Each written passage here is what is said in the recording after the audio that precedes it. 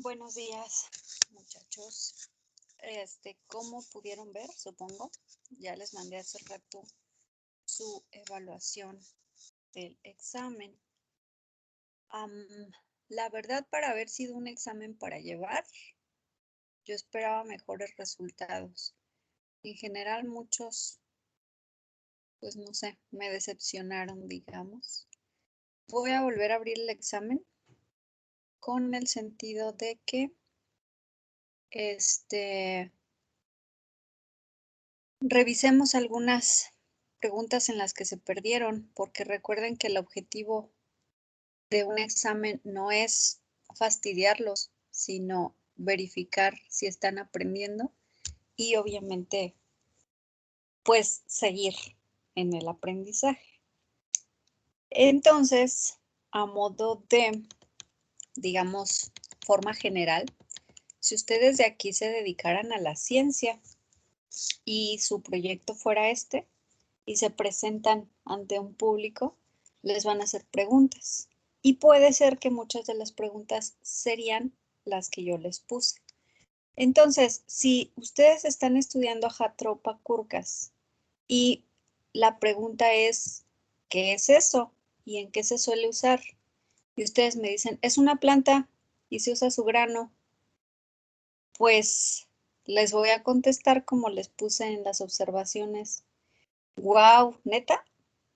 O sea, ¿eso qué? Eso no es una respuesta. Eso cualquier, o luego también, ¿en qué se suele usar? Es un grano en la cocina. Ah, pues también, no sé, el maíz, a lo mejor un frijol. Entonces, hay que ser más específicos en la forma de contestar.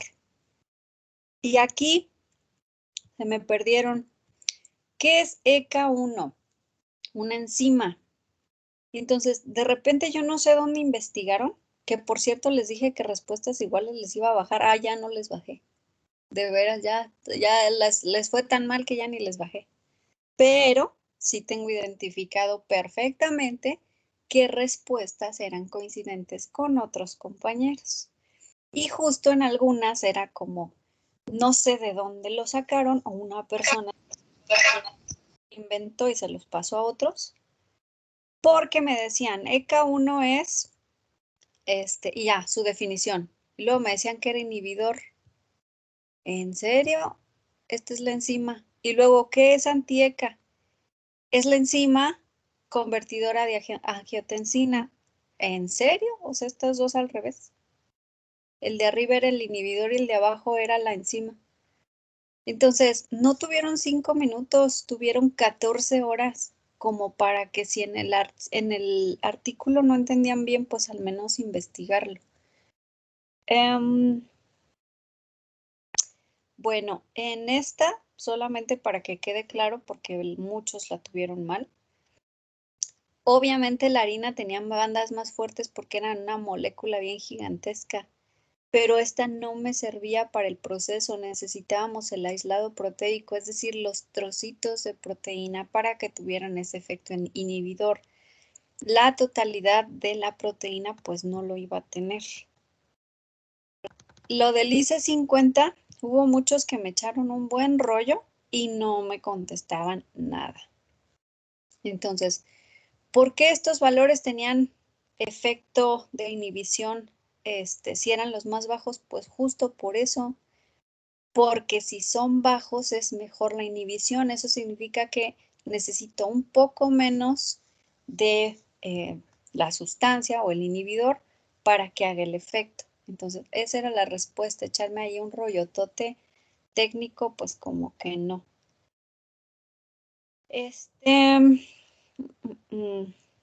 Esta. Si tú desarrollaras el proyecto, ¿cómo convencerías al consumidor? Esos rollos de yo les platicaría y les diría que por la cuestión ecológica, no, pues es un consumidor de un medicamento ya que tiene una enfermedad. Entonces, obviamente aquí la forma de tratar de convencer a tu consumidor es en el enfoque de resultados. Entonces, va más enfocado a que estos extractos no te dan un efecto secundario, a diferencia de los fármacos que sí lo dan. Entonces, eso de que pues por la ecología o que por el efecto hipster reciente o cositas así, pues no hay nada que ver. Del 12, fíjense bien cómo está la pregunta. Los aislados proteicos de Jatropha curcas, ¿qué inhibición podrían tener? Paso siguiente. Se muestra la tabla de proceso enzimático inhibitorio con lisinopril. Lisinopril.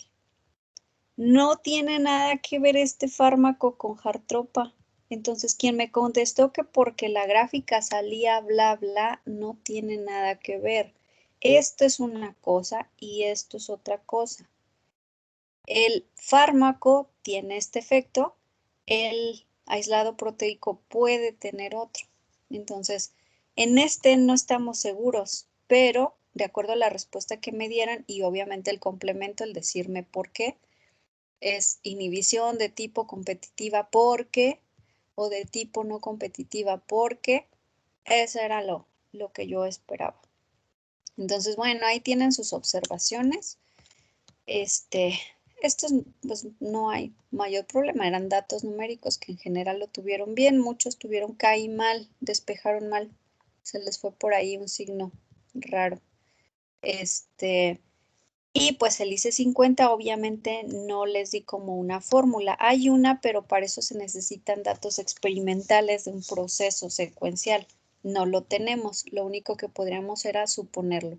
Entonces algunos lo tuvieron bien por, digamos, suposiciones que hicimos. Entonces básicamente les dije que mientras fuera mayor de 0.12, como no sabemos dato exacto, pues sabemos nada más un aproximado. Y bueno, pues el examen valía 70 puntos, entonces el dato que les puse ahí es base 70. Para eso todavía había que sumarle. Se hicieron 3 tareas de 5 puntos, una tarea de 10 puntos, con eso van 25. Y las participaciones en clase de los ejercicios que hemos estado haciendo. Más aparte, las participaciones que cuentan puntuación adicional. Pues varios sí han tenido.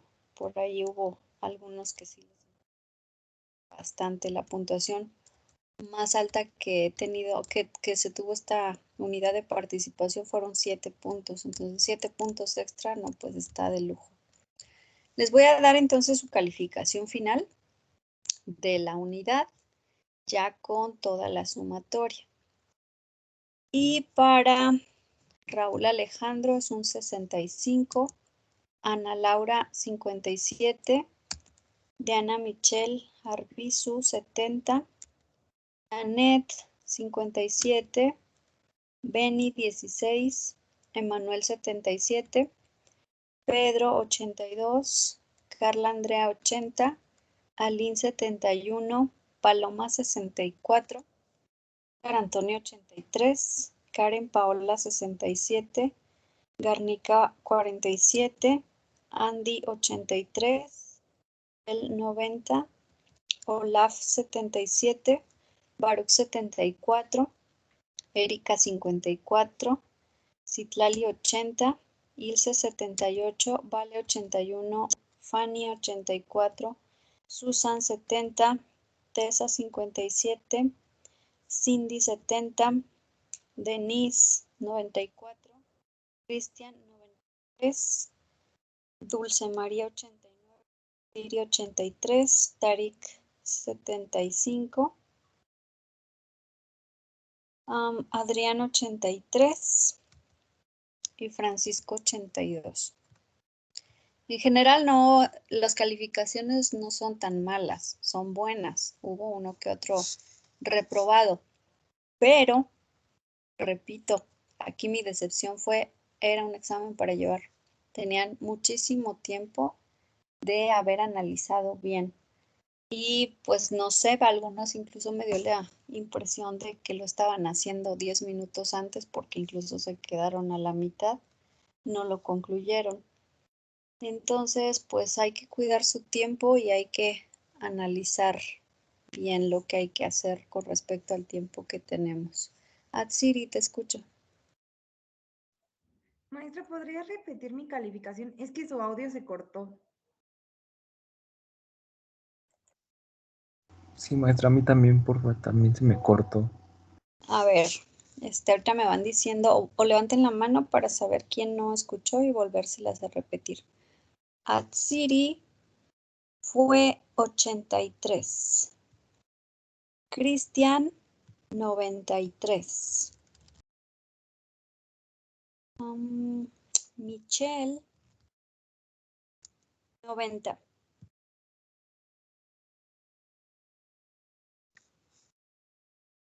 Bueno, aunque ya solo nos faltan 2 unidades, ya vamos muy avanzados, ya nos falta muy poquito. Todavía estamos a tiempo de cambiar algo si sienten que algo en mi proceso de enseñanza no está funcionando. Porque pues, como ustedes supongo que ya saben, mi perfil fuerte es el de la ingeniería. Entonces puede ser que esta materia, por ser un poco más teórica en algunas secciones, a lo mejor yo estoy fallando y aún tenemos tiempo de recuperar.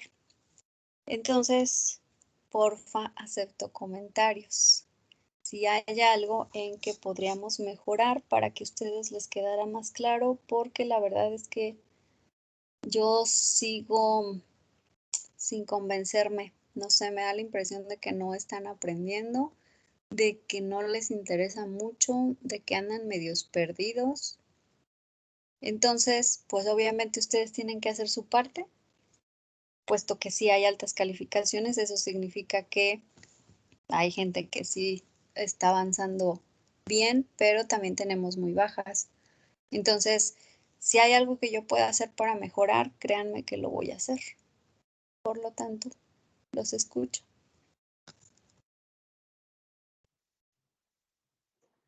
Ay, maestra, muchas gracias. Bueno, de mi parte, yo me siento como ajerada estar en la casa y estar todo el día como pegada a la computadora, que a veces como no me dan ganas de estudiar o así, pero así es, bueno, a veces de mi parte, pero usted enseña muy bien y explica muy bien, así que, bueno, no se preocupe, más bien somos nosotros. Gracias. Entonces, en tu caso, y yo creo que el de muchos, incluyéndonos los maestros, el efecto encierro ya está causando problemas feo. O sea, ya nos está afectando demasiado y es un cansancio mental e incluso físico que sí nos satura, de verdad que sí. Lo bueno que esto ya está por terminar, o al menos eso se ve. Pero bueno, pues gracias por esa parte, por ser honesta en que es un poco más en tu caso. Obviamente escucho a los demás que el efecto encierro sí está causando estragos. ¿Alguien más? Coméntenme qué podemos hacer para mejorar este último mes que nos queda.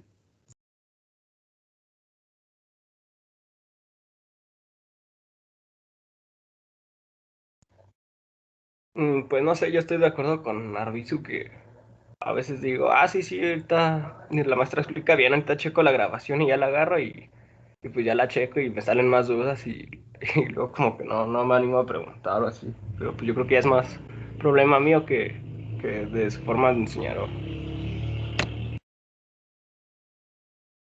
Gracias. Fíjense que eso sí es un factor importante, el no animarse a preguntar, porque a veces puede ser un detalle que más adelante sale y se magnifica. Y entonces, si te quedaste con la duda, pues ya más adelante ya no supimos qué onda. Entonces, pues no se limiten. Si hay preguntas, háganlas. Puede ser que alguien más también la tenga y tampoco se esté animando y nos estemos atorando en algo. Entonces, sí, háganlas porque, como les dije al inicio del semestre, pues esta materia es muy crítica, tanto si piensas irte a la ciencia o piensas irte a la industria. En cualquiera de las dos, obviamente en la industria sí implica reacciones químicas, microorganismos, etcétera, lo que es usualmente un bioquímico, pues va a formar parte de. Entonces, el quedarnos ambiguos en una materia como esta, créanme que impacta, y yo lo he visto, por ejemplo, en mis materias de operaciones unitarias, de ingeniería de procesos, cuando no aprendieron bien balance de materia. Eso es un problema crítico. Entonces, hay materias que sí se convierten en una situación crítica para otras, y lo peor del caso, para la vida real, cuando salen del TEC, que ya no los van a calificar con un número, sino es te equivocas, te vas. Así que sí hay que tener pues no sé, ánimo, valentía de, si algo no quedó claro, poder preguntar. ¿Alguna otra observación, comentario?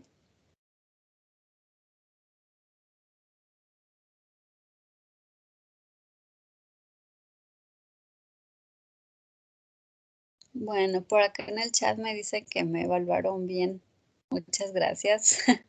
Y que ustedes son el problema. Yo no lo llamaría problema, pero sí, de verdad algo está pasando en que, no sé, tal vez eso el factor encierro, que no es lo mismo para nada estar ahí en el salón aprendiendo y obviamente practicando en el laboratorio que a distancia, porque nos distraemos más. O sea, a mí me pasa en las juntas. Hay junta, yo no soy la que hablo, tengo ahí el audio prendido, oigo, pero no escucho a veces, me distraigo. Y pues si no es lo mismo nada más estar oyendo el ruido que poner atención. Y a veces poner atención hora tras hora, no sé, a lo mejor ustedes tengan unas 5 materias. Entonces, 5 horas continuas, pues debe ser horrible, pesadísimo. Así que, híjole, esa parte creo que la entiendo, pero repito, sí me preocupa. Me preocupa que no estén aprendiendo lo suficiente y que cuando lleguen a bioreactores les diga Miguel Zamudio que vieron en cinética. Eso me va a preocupar. Pero, bueno, ¿algún otro comentario?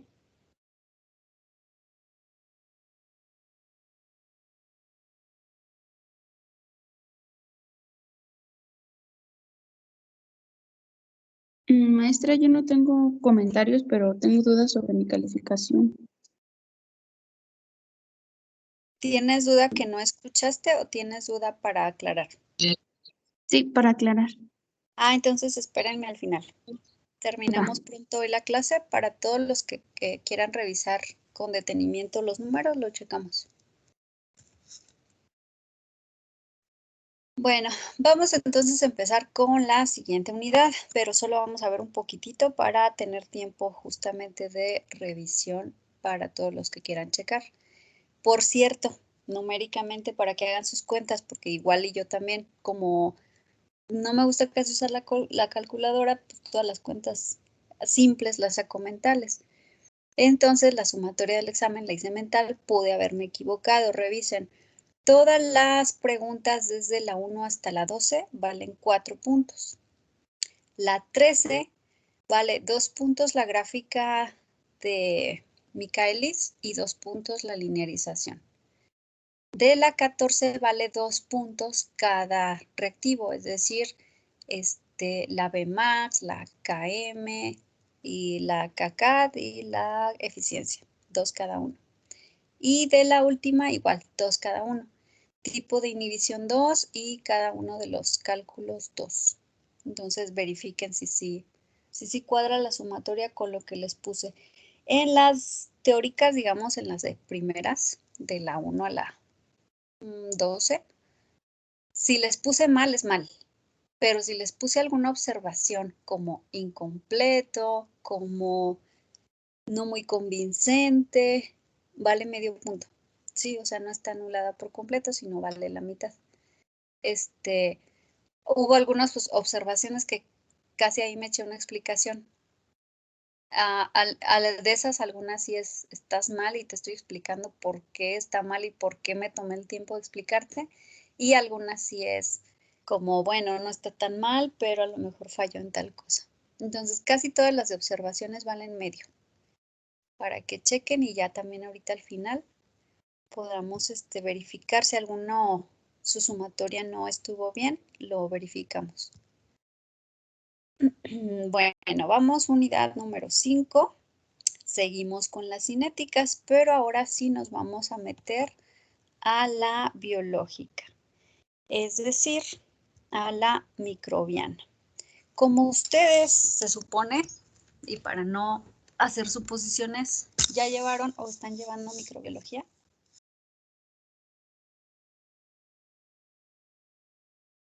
En mi caso apenas la estoy llevando. Ok. Bueno, entonces sí, al menos sabemos las bases de microbiología.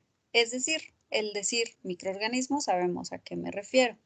No quiero como irme rápido y que a lo mejor desde la base no sepamos. Si alguien aún no la lleva y alguna cosa de lo que yo mencione les causa duda de qué es eso, porfa díganmelo porque yo me voy a ir como que ya saben todas las bases de microbiología. Entonces, bueno, un poquito para retomar, sabemos que cuando decimos crecimiento microbiano, no es un crecimiento en tamaño. Si yo digo, hablo del crecimiento de un niño, no sé, a lo mejor un sobrinito que tengo 2 años sin ver, digo, está creciendo muy bien, significa que su tamaño es mayor. Cuando hablo de microorganismos y digo que está creciendo, no significa que el microorganismo A ya está más grandote. Significa que ahora son un montón de microorganismos A.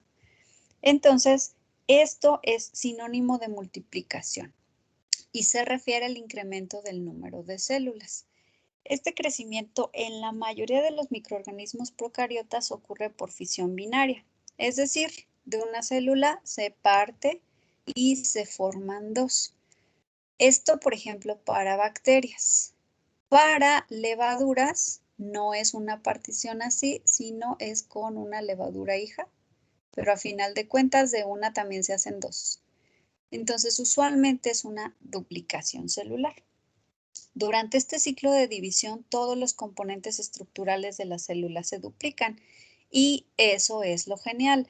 No es que se parta y entonces pues me quedo con la mitad de la información genética, sino que esa información genética, y esto pues lo van a profundizar un poco más en, no, pues de hecho la están llevando bioquímica del nitrógeno.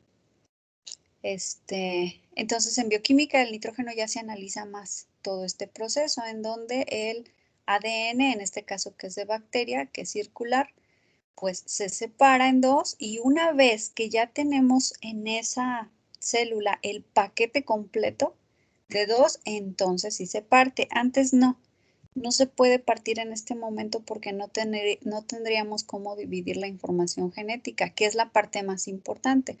Obviamente también se dividen los organelos. En el momento que ya todo está, tienden a separarse. Un grupo se va hacia un lado de organelos y de nutrientes y de ADN y el otro se va hacia el otro y se divide. Y entonces cada célula nueva contiene justamente la información genética de partida, la inicial. Así que seguimos teniendo las mismas características. Entonces, el crecimiento microbiano se define, por tanto, como el incremento de número de células microbianas de una población. Y hay 2 términos que son importantes de conocer porque se van a estar mencionando. Uno es la velocidad del crecimiento y es el incremento en el número de células o en la masa celular. Al hablar de velocidad, si yo hablo de un carro, es kilómetros por hora, es decir, siempre por unidad de tiempo. Entonces, aquí también, ¿a qué velocidad están creciendo mis bacterias? A tanto por tiempo. La velocidad específica de crecimiento es característica para cada tipo de microorganismo y medio de cultivo. Es decir, no será lo mismo para una bacteria que para una levadura. Y no será lo mismo para esa bacteria si la puse en leche que si la puse en caldo de pollo.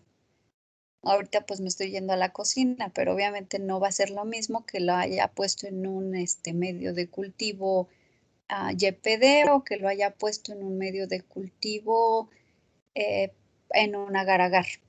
Entonces, esas características de crecimiento pues tendrían sus diferencias. Y tenemos otro dato que es el tiempo de generación.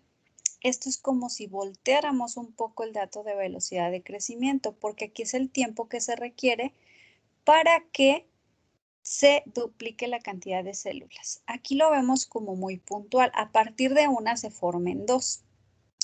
Pero en realidad no vamos a estar analizando célula por célula, sino que más bien tomamos una población. Entonces, si esa población microbiana le hicimos un conteo y era de 1 millón de unidades formadoras de colonia, es decir, 1 millón de microorganismos, ¿en cuánto tiempo ya son 2 millones? Esa es la parte que nos importa en tiempo de generación. Se toma como si fuera de una célula, se formen dos, pero en realidad se toma o se analiza en realidad por población.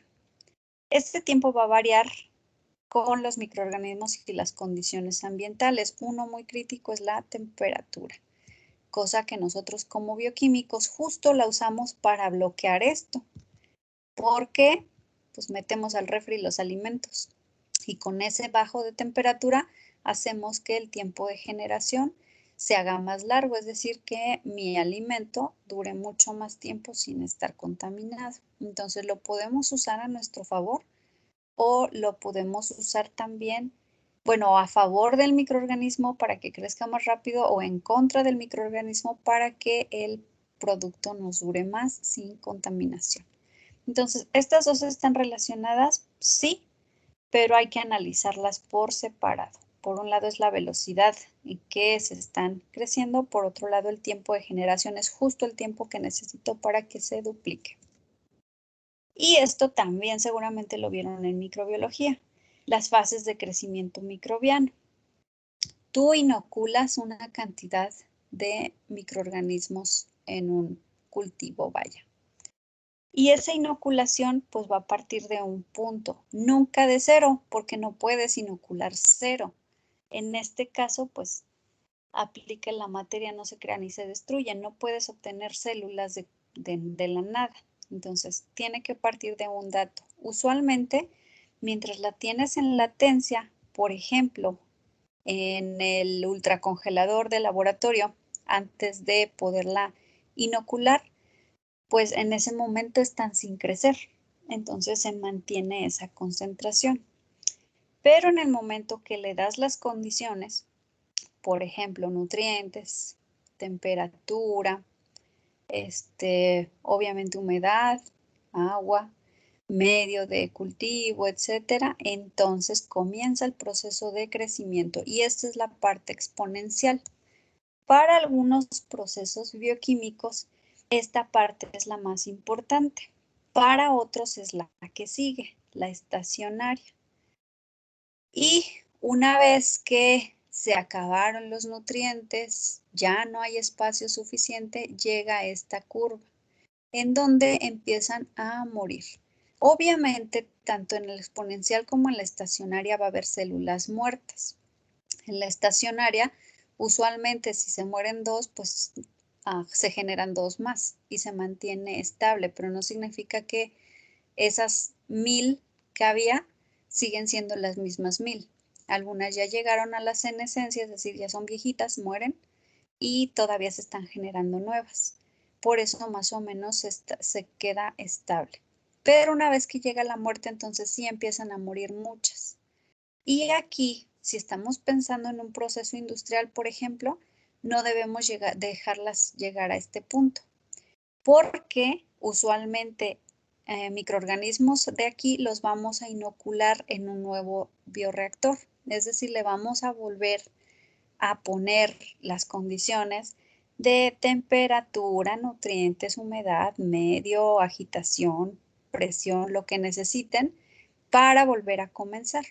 Entonces, supongamos en una industria cervecera, Si yo permito que mis levaduras caigan hasta acá, ya no me van a servir. Necesito que tengan una viabilidad alta para volverlas a utilizar. Ya una vez que llegan a muerte, no. Sin embargo, pues para otros procedimientos, digamos simplemente para un experimento en laboratorio donde vamos a inocular, pues obviamente se les acaba el espacio en la cajita de Petri y empiezan a morir. Entonces, en este punto analizamos, tomamos muestras, las contamos, a lo mejor extraemos ADN, las identificamos, después ya no nos importan, ya les sacamos provecho, ya vaya. Entonces, si entran en su etapa de muerte, ya nos da lo mismo, ya ni siquiera las metemos a la incubadora para que mantengan su temperatura, pues ya no les vamos a renovar nutrientes, la humedad se pierde, el gel se empieza a secar. Entonces, aunque no las lleváramos a esterilizar para tirarlas, de todas formas llegaría un punto en que el gel se seca y los microorganismos mueren. Así que para procesos tanto ciencia como industriales, esta parte y esta parte son las que nos son más importantes. Y bueno, vamos a meternos a lo que es la estequiometría del crecimiento microbiano. Si nosotros analizamos un proceso microbiano como una cuestión de reacción, pues simplemente es, entran reactivos y salen productos, igualito que en una reacción cualquiera. La diferencia es que necesito microorganismos para lograrlo. Entonces, en este caso es como si el microorganismo fuera mi catalizador. Obviamente, un catalizador vivo. Pero a final de cuentas, lo que quiero lograr, pues es justo esas reacciones químicas. Para los reactivos, vamos a tener fuentes de carbono que podemos representar como FCE, fuentes de nitrógeno, porque obviamente necesitan formar proteínas estructurales. En ocasiones necesitaremos oxígeno, no siempre. No todos los microorganismos son respiratorios o aerobios, algunos no lo son. Pero en el caso de que sí, pues requerimos oxígeno. Necesitamos macronutrientes como es fósforo, azufre, potasio, magnesio, y necesitamos micronutrientes, calcio, manganeso, hierro, cobalto, etc. Y también necesitamos algunos factores de crecimiento, como aminoácidos y vitaminas. Dentro del metabolismo del microorganismo, pues tendremos el catabolismo, que es usualmente el que queremos, pero acuérdense que también puede regresarse a anabolismo. Entonces tomaremos o generaremos biomoléculas y obtendremos biomasa, que es más microorganismos. Como les decía, si eran 1 millón, a lo mejor terminamos con 10 millones. Vamos a buscar el producto que usualmente bioquímicos es nuestro punto crítico. Y le llamaría productos. En ocasiones no es uno solo el que queremos, sino aprovechamos muchos. Por aquí alguien me había comentado que está trabajando con JC. Él suele sacarle provecho a todo. Pues es como muy de, vamos a utilizar esta microalga, pero de todo lo que produce, a ver, vamos a analizar. Genera esto, vamos a ver en qué le podemos sacar provecho, qué tanto genera, vamos a sacar rendimientos. Genera también esto, pues también nos sirve. Entonces, muchas veces los bioquímicos somos así, como cuando, digamos que en Estados Unidos matan un puerco para comérselo, se comen la carne y ya. Los mexicanos matamos un puerco y nos comemos, pues, todo, de pies a cabeza.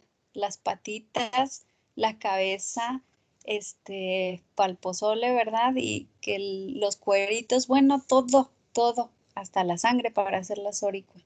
Entonces no desperdiciamos nada. Bueno, bioquímicos solemos hacer eso, sacarle mucho provecho a todos los productos obtenidos del proceso. Y vamos a tener algunos otros productos del metabolismo energético, como es CO2 y agua. Obviamente CO2 en caso de que sea aerobio. Y también generación de energía. Este calor o incremento de entalpía, pues puede ser que necesites meter calor para que pueda producir esto, o puede ser que en el mismo proceso también se genere energía del mismo. Si esto lo juntamos en una reacción química, nos quedaría algo así. Para procesos aerobios necesitamos fuente de carbono, fuente de nitrógeno y oxígeno, si lo juntamos de forma general, porque estos son adicionales. Y ahorita ustedes me van a decir por qué. Una vez que entra al proceso, el microorganismo genera sus productos y a excepción de la biomasa, pues los demás los libera a través de su pared celular. Nos vamos a obtener biomasa, es decir, más microorganismos. Vamos a obtener producto.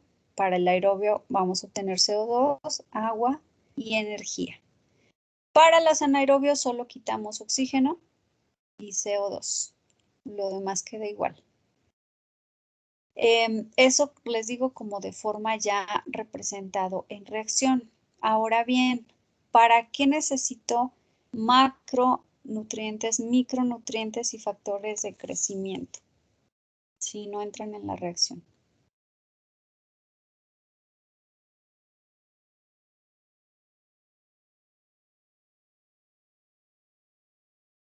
Adelante, Olaf. Pues podrían funcionar como catalizadores o cofactores.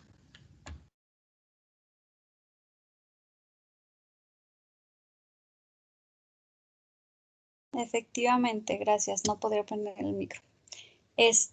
Usualmente van a ser cofactores, catalizadores o van a formar parte de biomoléculas.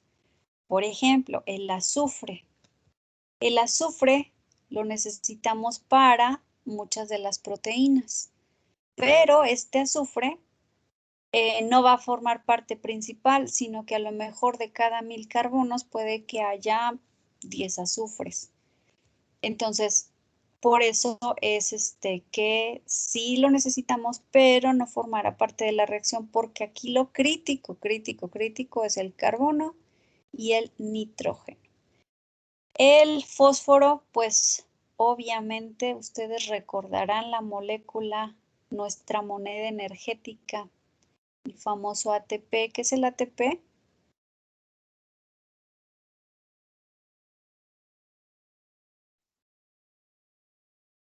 Adenosín trifosfato. Gracias, efectivamente, adenosín trifosfato. Y su nombre lo dice, 3 fosfatos en la orilla de la molécula. Ese adenosín trifosfato, si no tuviéramos fósforo, pues no existiría. Así que no podemos estar cambiando de adenosín monofosfato a adenosín difosfato y adenosín trifosfato para hacer el cambio energético. Así que esta es crítica. Azufre, parte de moléculas. Potasio, ¿por qué será dentro de los macronutrientes?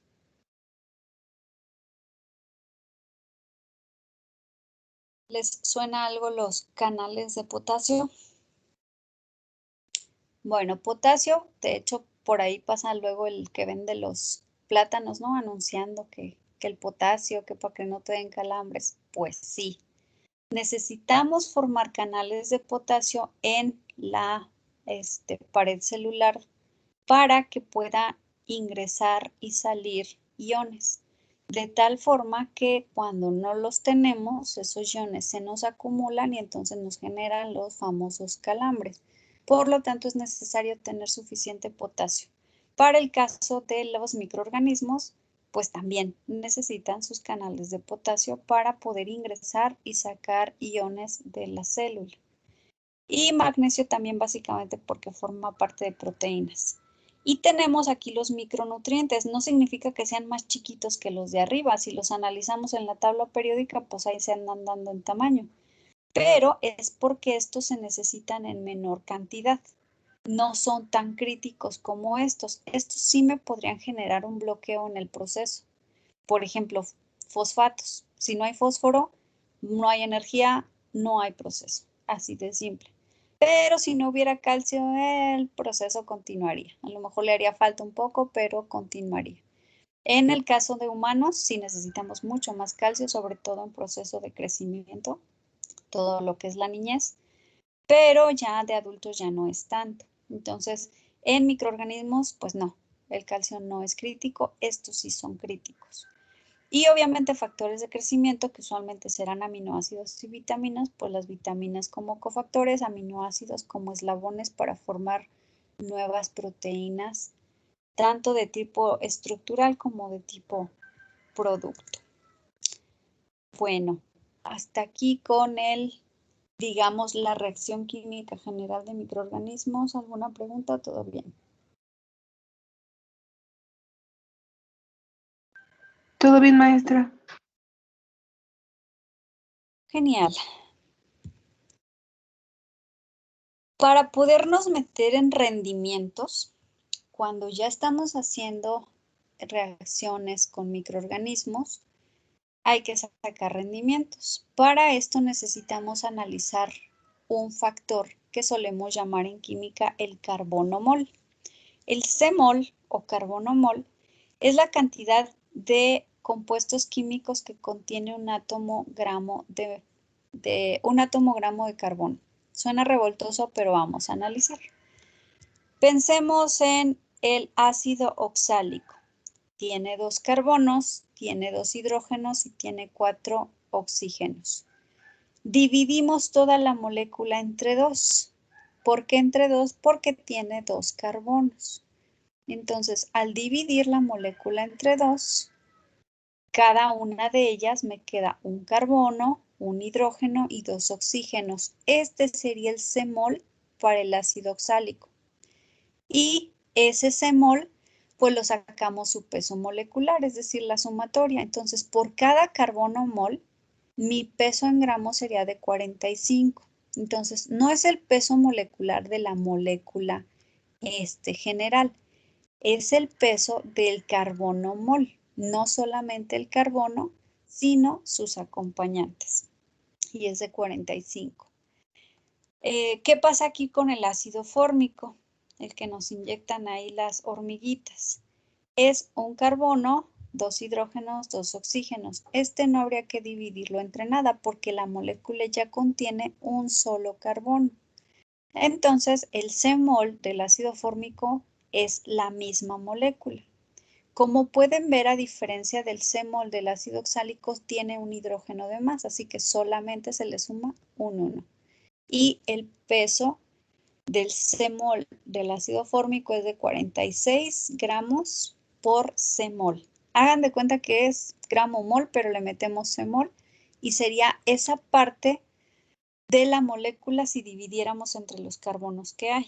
Cuando nos vamos a una molécula un poco más compleja, por ejemplo, glucosa, tiene 6 carbonos. Entonces dividimos toda la molécula entre 6 y cada unidad de carbono vendría acompañado de 2 hidrógenos y un oxígeno. El peso molecular del C-mol de la glucosa es 30. Aquí, comparando con el de arriba, tiene un oxígeno menos, eso hace que la diferencia sea grande. Un oxígeno menos con el ácido oxálico, pero un hidrógeno más. Entonces, tanto del ácido acético como de la glucosa, el C-mol es el mismo, pero del ácido acético fue dividido entre 2 y de la glucosa fue dividido entre 6, pero si se fijan, estos dos son iguales. Por lo tanto, pues su peso de C-mol es 30. Sin embargo, para ya poder obtener el total del ácido acético lo multiplico por 2 y el peso molecular del ácido acético es 60. Y este lo multiplico por 6 y el peso molecular de la glucosa pues es de 180. Datos que seguramente ya sabían, a lo mejor se acuerdan, pero es tomando una referencia. ¿Qué pasa con moléculas que al dividirlas no me da exacto? Supongamos el glicerol. Tiene 3 carbonos, 8 hidrógenos, 3 oxígenos. Si de esto lo divido entre 3, el carbono y el hidrógeno sí me da entero, pero el oxígeno no me da. Pues así lo escribo. Si lo metemos en la cálculo me da 2.66666. Ah, bueno, redondeo a 2.67. Así, ese es mi C-mol del glicerol. Y el peso será pues también fracción, 30.67. Hay otras moléculas todavía más complejas. Por ejemplo, algún aminoácido. La ile, la isoleucina o la alanina, al dividirlas, todo me da fracción. El hidrógeno me da 2.17, oxígeno 0.33, nitrógeno 0.17. Cuando hablamos de biomoléculas complejas, usualmente pasará así. No son enteros. Pero si se fijan más o menos el rango de los C-mol, pues se mantiene. El más chiquito aquí fue de 16, del metano, que es la molécula más pequeña orgánica que existe. Y las biomoléculas con oxígeno, pues son las más pesadas, aquí como 45, 46, pero más o menos nos andamos moviendo en el rango del 30. Esto es una muy buena referencia para sacar rendimientos, sobre todo si estamos hablando de compuestos muy complejos o bien microorganismos.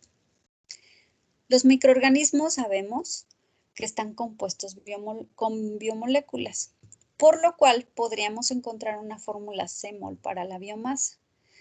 Para ello, hay que determinar la composición particular de cada organismo.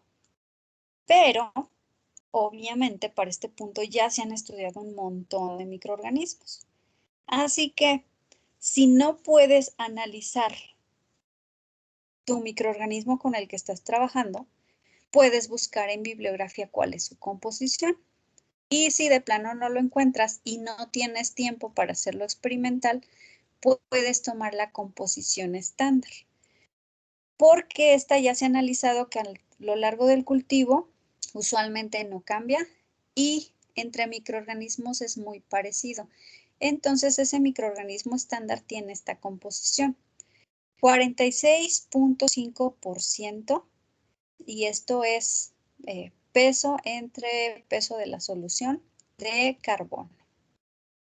Casi la mitad es carbono. Hidrógeno es 6.94. Oxígeno es 31. Nitrógeno es 10.58. Y usualmente pues tiene un extra que le llamamos sales, que obviamente son cualquier cosa que no sea orgánica. Ajá, que por ahí hay calcio, que hay no sé, azufre, que hay cloro, que todo eso lo necesita también nuestro cuerpo, pero usualmente estará formando parte de sales. Entonces, usualmente anda en el 5% de sales. A partir de esta composición, se puede fácilmente llegar a la conclusión de que la fórmula de un C-mol de biomasa estándar es, pues así, con esta composición y con un peso de 25.9. Esta es la parte que más nos importa. Entonces, el C-mol estaría conformado por un carbono hidrógeno con 8 oxígenos, con 5 nitrógenos. Aquí se le fue como una coma, además está desplazada. Pero al final de cuentas, este es el dato crítico para un C-mol de biomasa. 25.9 gramos por C-mol. Aguas aquí, este es el estándar. Pero lo bueno, lo correcto es que tú calcules tu propio C-mol para tu microorganismo en caso de que supongamos estamos en una experimentación y estamos utilizando un microorganismo poco usado. Entonces, con ese vamos a trabajar y funciona mucho mejor. Ya sé que esto está un poquito revoltoso, entonces, porfa, díganme si quedó claro o alguna parte no se entendió.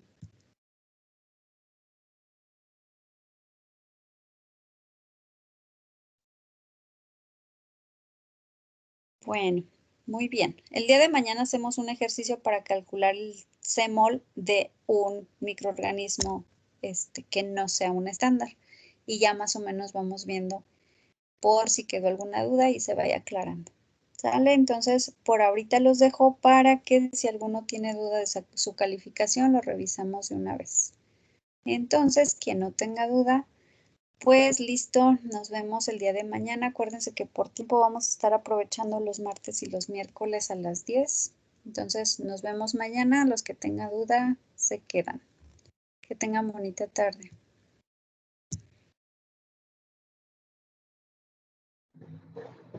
Gracias, maestra.